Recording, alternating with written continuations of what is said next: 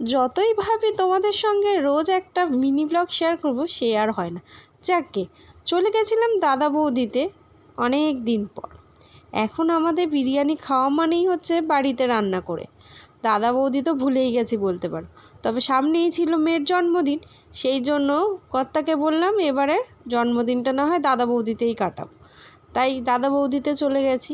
আর সবথেকে মজার ব্যাপার, আমার বিয়ে হয়ে গেছে 9 বছর। প্রত্যেকবারই আমি পার্সেলই বাড়িতে নিয়ে আসি। ওই যা লাইন পড়ে, সেই লাইনের দাঁড়িয়ে সত্যি পোষায় না এখন।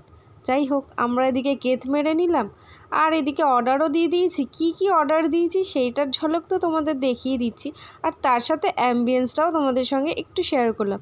তোমরা তো জানোই ব্যারাকপুরে যে পুরনো দাদা বৌদিটা ছিল, সেইটা এখন রেস্টুরেন্টে পরিণত হয়েছে। প্রথমে আমরা অর্ডার করেছিলাম গ্রিন স্যালাড। গ্রিন স্যালাড ছাড়া তো স্টার্টার বলো মেন কোর্স বলো চলবেই না। প্রথমে আমরা স্টার্টারে অর্ডার করেছিলাম ডায়মন্ড ফিশ ফ্রাই, যেটা খেতে কিন্তু দারুণ ছিল। আমি যদিও প্রথমবার ট্রাই করেছি, পিসও অনেকবার খেয়ে ফেলেছে।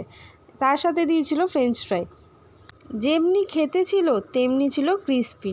আমার তো ভীষণ ভালো লেগেছে। নেক্সটবারও কিন্তু আমি এটাই ট্রাই করব। তোমরা কারা খেয়েছো আমাকে জানাতে পারো, আর তোমাদেরও কেমন লেগেছে। এছাড়াও যেটা বেস্ট অপশান আছে বিরিয়ানি ছাড়া, সেটাও আমাদেরকে জানাতে পারো। কখনো আবার গেলে আমরা সেটাই ট্রাই করব। তারপর চলে এসছে আমার চিকেন বিরিয়ানি আর বিশ্বর মাটন বিরিয়ানি। মাটনটা দেখে তো বুঝতেই পারছো কতখানি নরম হয়েছে। শুধু মাটনটা না, চিকেনটাও কিন্তু খুব সুন্দর নরম হয়েছিল, সাথে আলু জমে গেছিলো।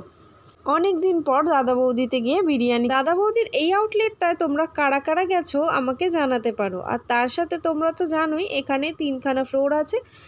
যেই ফ্লোরে তোমরা কমফোর্টেবল হবে সেইখানেই তোমরা বসে তোমাদের ডিনার বা লাঞ্চ দুটোই এনজয় করতে পারো। আর এখানে আমি গপ গপ করে খাবারটা খেয়ে নিচ্ছি।